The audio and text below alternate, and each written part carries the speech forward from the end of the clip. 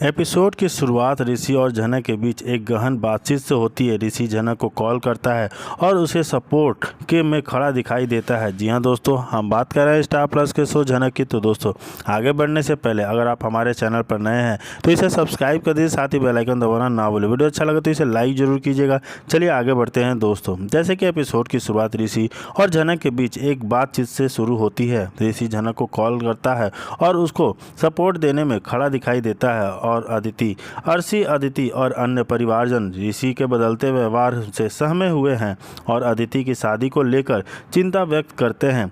Dinner के दौरान अदिति की तबीयत अचानक बिगड़ जाती है। सभी घर वाले चिंतित होकर उसकी देखभाल के लिए एकत्र होते हैं। जनक भी अदिति को हालत देखकर परेशान हो जाती है, लेकिन परिवार के कुछ सदस्य उसे जिम्मेदार ठहराने की कोशिश करते हैं। एपिसोड में जनक के कॉलेज एडमिशन का मुद्दा प्रमुखता से आता है। अर्शी और अदिति दोनों उसका विरोध करती हैं, जबकि ऋषि उसे समर्थन देने के लिए आगे आता है। जनक को न केवल परिवार बल्कि बाहर की दुनिया से भी संघर्ष करना पड़ता है। उसकी हिम्मत और आत्मबल दिखाया गया है, जहां पर वह अपने हक के लिए लड़ती हुई नजर आती है। जी हाँ दोस्तों, वहीं दूसरी तरफ ऋषि और जनक के रिश्ते के पेचीदा और संकोच परिवार में अर्शी सवाल उठा रही है कि क्या ऋषि वाकई जनक के लिए इतने गंभीर है या यह सब एक भ्रम है। एपिसोड क्लाइमेक्स में दिखाया गया कि अदिति की खराब हालत से ऋषि परेशान होकर जनक का साथ देने का मजबूत फैसला करता है, जिससे आगे की घटनाएं और जटिल हो जाती हैं। जी हाँ दोस्तों, अदिति की तबीयत बिगड़ना, परिवार का तनाव, जनक के कॉलेज एडमिशन की लड़ाई और जनक ऋषि का भावनात्मक समीकरण, इन सभी घटनाओं में 28 जी हाँ दोस्तों अत्यंत रोमांचक बनाया गया है। यह दोस्तों घटनाएं कहानी की शुरुआत जनक और ऋषि के बीच गंभीर बातचीत से होती है, जिसमें ऋषि जनक को फ़ोन कर उसके संघर्ष के बारे में पूछता है। दोनों की बातचीत में परिवार और रिश्ते तनाव साफ झलकते हैं। अदिति की सेहत का मुद्दा फिर से उठता है। डिनर के वक्त अदिति की तबीयत काफ़ी ज़्यादा बिगड़ जाती है, जिससे घर का माहौल और ज़्यादा तनावपूर्ण हो जाता है। ऋषि और जनक दोनों अदिति की देखभाल में आगे आते हैं, पर अदिति जनक को देखकर नाराज़गी जाहिर करती है। जनक आगे बढ़कर कॉलेज एडमिशन के लिए प्रयास करती है, लेकिन परिवार में अर्शी और अदिति उसके खिलाफ षड्यंत्र रच रहे हैं। अर्शी सीधे ऋषि से जनक के लिए इतनी चिंता क्यों है, जिसका जवाब मांगती है। परिवार के कुछ सदस्य बार बार जनक को ताने मारते हैं और उसे दोषी ठहराने की कोशिश करते हैं, पर ऋषि उसका मजबूत सपोर्ट बनकर खड़ा रहता है। जनक बार बार अपने अधिकार और आत्मसम्मान की लड़ाई लड़ती नजर आती है। जी हाँ दोस्तों, इस एपिसोड में गहराई की चिंता दिखाई देता है। जी हाँ दोस्तों, एपिसोड की गहराई संवाद है, जैसे जनक का खुद से सवाल, मुझे क्यों बार बार सज़ा मिल रही है, या ऋषि का जनक से प्रतिवचन, मैं हर हाल में तुम्हारा साथ दूंगा। अदिति और अर्शी का अहंकार और जनक का आत्मबल दर्शकों के लिए संवाद और भावों का तीव्र टकराव प्रस्तुत करता है। परिवार के झगड़े, तकरार, समझौते और नए रिश्ते की प्रखर हर दृश्य में दर्शाई गई है। जी हाँ दोस्तों, वहीं दूसरी तरफ दिखाया जाता है कि अपने आत्मसम्मान पर अड़ी रहती है। मदद नहीं चाहिए, चाहे जितनी भी मुश्किलें क्यों ना आए।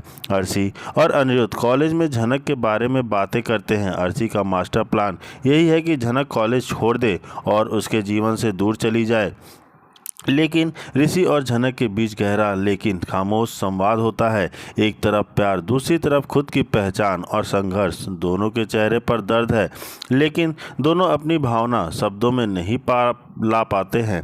जनक अपने परिवार और मौसी के सामने भी अपने फैसलों की मजबूती करती है। वह कहती है कि ज़िंदगी में सबको कभी न कभी अकेले ही लड़ना पड़ता है। पूरे कॉलेज में जनक के संघर्ष की चर्चा है। छात्र कुछ उसकी हिम्मत की तारीफ करते हैं तो कुछ उसकी परेशानी को लेकर सिंपैथी दिखाते हैं। परिवार के लोगों का डर और चिंता भी सामने आती है। जनक को बार बार कह रहे हैं कि मदद ले ले, लेकिन वह नहीं मानती।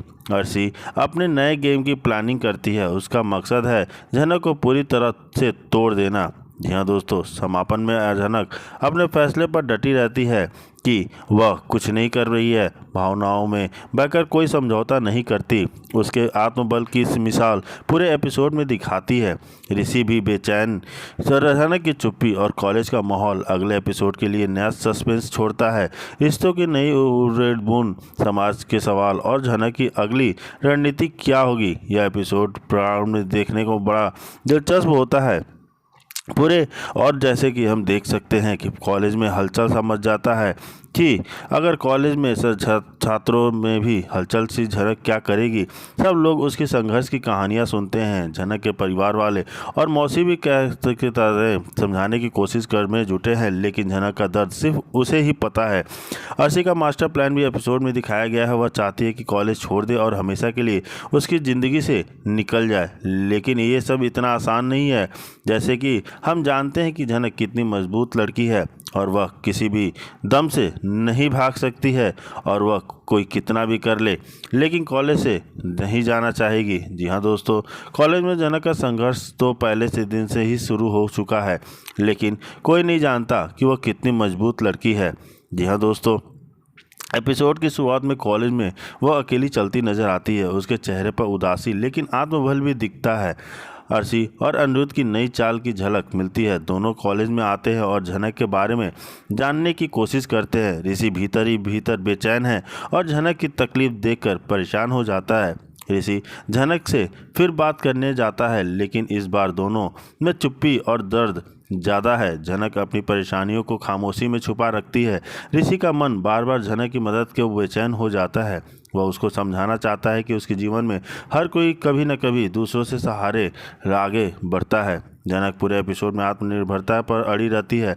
वह मदद या किसी का एहसान लेना पसंद नहीं करती। यह दोस्तों देखना काफ़ी ज़्यादा इंटरेस्टिंग होता है। वही दूसरी तरफ दिखाया जाता है कि और वह अब नया लुक देखने को मिलेगा, जहां पर वह पूरी तरह थी और उसके बाद दोबारा अदिति से शादी को लेकर झनक उसे गलत ठहराती है। ये झनक साफ कहती है कि वह अनिरुद्ध को अपने पिता के रूप में नाम नहीं देना चाहती, क्योंकि उसके लिए माँ का सम्मान और न्याय सबसे ऊपर है। जी हाँ दोस्तों, झनक निर्णय लेती है। झनक स्पष्ट करती है कि वह अपनी माँ के लिए न्याय को तो लेगी, लेकिन झनक से अनिरुद्ध से पिता जैसा प्यार नहीं चाहती। इसके चलते घर परिवार में फिर से तूफान आ जाता है। ऋषि की अदिति को तलाश और झनक के साथ उसका उलझता रिश्ता सबको असहज करता है। अदिति के लिए स्थिति तनावपूर्ण हो जाती है, क्योंकि सच उसके सामने खुलता है। भावनात्मक संघर्ष होता है झनक के लिए। झनक अपने आत्मसम्मान के लिए लड़ती है। वह माँ को इंसाफ दिलाने की प्रतिबद्ध रहती है। परिवार के भीतर पिता पुत्र, पति पत्नी एवं बहन भाई के रिश्तों की संवेदनाएं खुलकर सामने आती हैं। अदिति, ऋषि और झनक एक एपिसोड में अपने अपने दर्द और सवालों को उठाते हैं। यह दोस्तों एपिसोड के अंत में संघर्ष और न्याय की नई राहें बनती नजर आती हैं। झनक खुद के लिए और अपनी मां के लिए बड़ा फैसला लेने के लिए तैयार हो जाती है। अगले एपिसोड में उसके निर्णयों का प्रभाव और घर वालों की प्रतिक्रियाएं देखने को मिलेगी। यह एपिसोड झनक के आत्मसम्मान, पारिवारिक उलझनों और उसके जीवन में नए अध्याय की ओर इशारा करता है। जी हाँ दोस्तों, वहीं दूसरी तरफ दिखाया जाता है कि ताकि वह उससे क्षमा मांग सके। जी हाँ दोस्तों, एपिसोड के अंत के हिस्से में यह रहस्यमय मोड़ आता है। मंदिर में पंडित जी यह इशारा करते हैं कि झनक के अतीत